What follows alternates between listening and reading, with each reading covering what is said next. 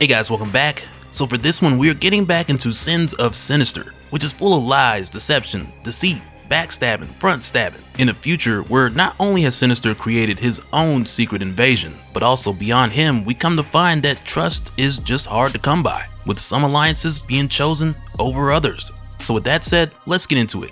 But first, if you're new to the channel, be sure to subscribe to catch the spills every week, and don't forget to hit that bell up top so we can squat up in the comments for the first hour.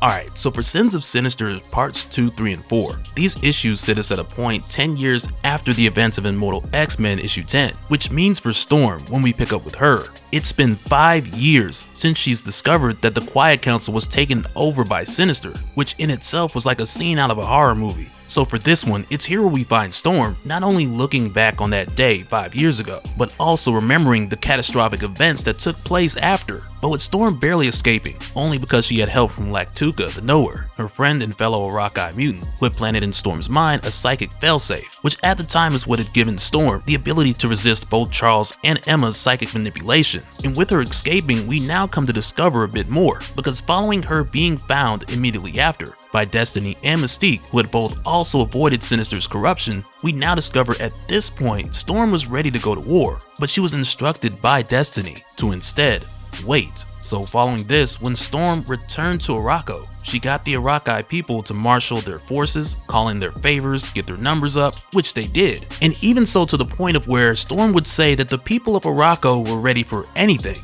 But even with that being the case, what they weren't ready for was everything, all at once, which is precisely what they had to face when Sinister sent out waves of countless chimeras, each wielding the power of multiple mutants. So with facing them right away, Storm and the other Arachai, they already knew early on that this was going to be a fight that they were going to lose. But also with how this was done, it was spun in a way, or the narrative was spun in a way, to where Sinister made it sound as if Arakko had some insane Skrull attack, and that somehow this was an army of Super Skrulls, as if it was a not so secret invasion. But this was a lie that Sinister told just so the whole galaxy wouldn't be after him. But through the course of this massive attack, the majority of the people of Arakko were killed, because fighting to your death, even if you know you're gonna lose, that was the way of their people.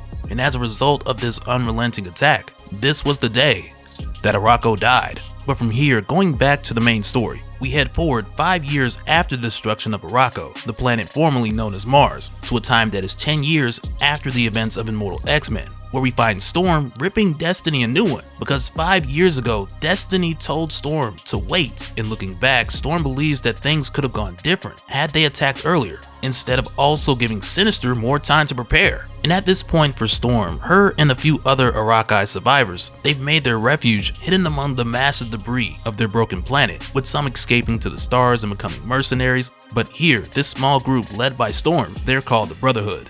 But it's here where Storm tells her that she knows that it's possible that Destiny's predictions can be inaccurate, but she goes on to let Destiny know that if she finds out that Destiny sacrificed Arakko like a pawn in some larger plan, then it's pretty much going to be a wrap for her. So she tells Destiny, if that's the case, you shouldn't have come here, and that's even if you came here at all. And just like that, Storm gives Ironfire the signal, so he impales Destiny from behind, only to find that it's actually Mystique. But even with implementing this method, both Storm and Ironfire are aware that Mystique will just grow back whatever was stabbed. So this was only intended to hurt, not kill. But then soon after this, Mystique makes it clear that she came here disguised as Destiny as an attempt to protect her, regardless of Destiny telling Mystique before this that she'd predicted that she would come here unharmed. But nonetheless, Mystique came here to give Storm a message that begins with, how would you like Arakko to live again? So it's here where she tells Storm about Sinister's secret facility, where he's cloned Moira McTaggart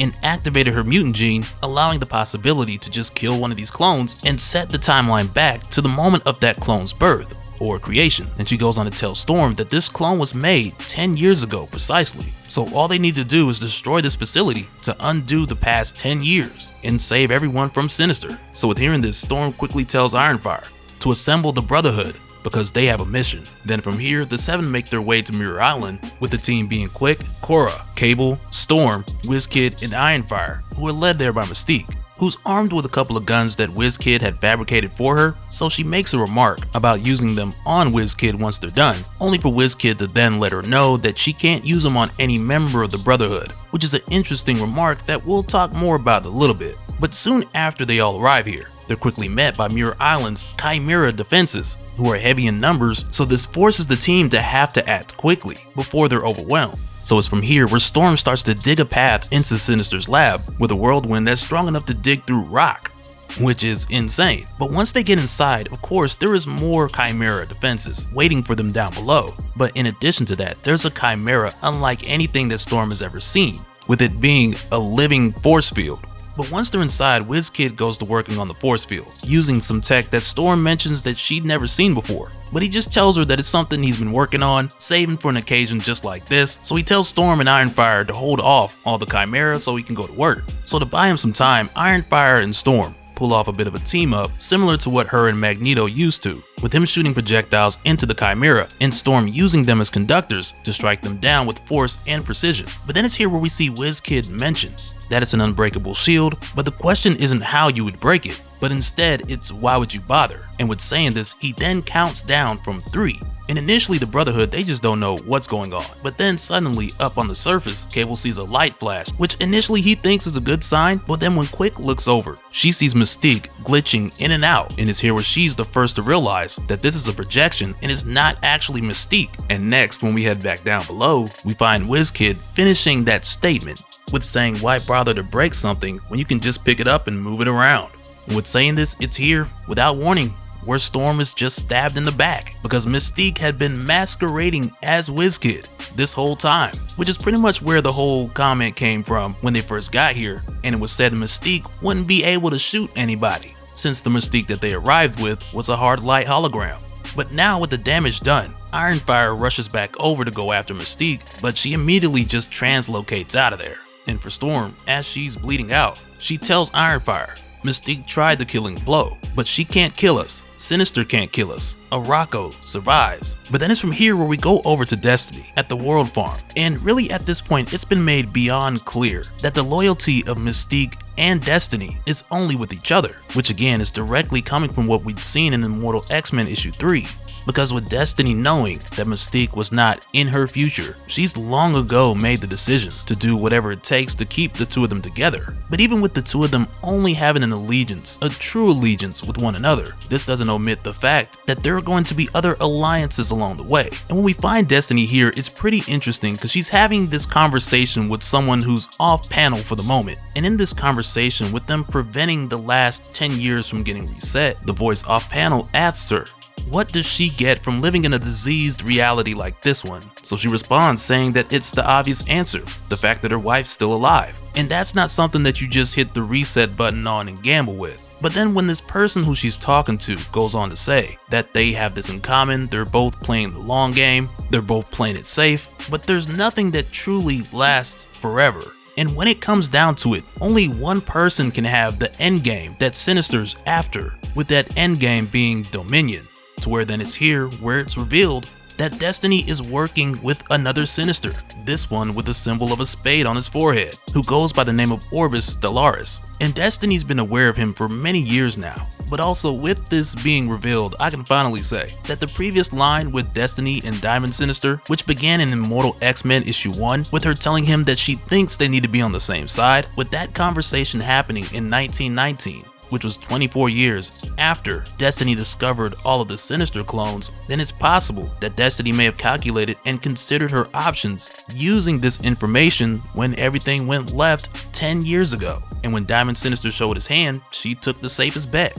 But yeah, Destiny made good on it. She just didn't say which Sinister. And as this twisted timeline continues, we'll soon discover the final suit, which is the Heart. And so now real quick, I want to give a special shout out to all the patrons. Thank you guys for all of your support. And for anyone who's new here who wants more information on how to support the channel, I got a link below where you can go to patreon.com/DopeSpill.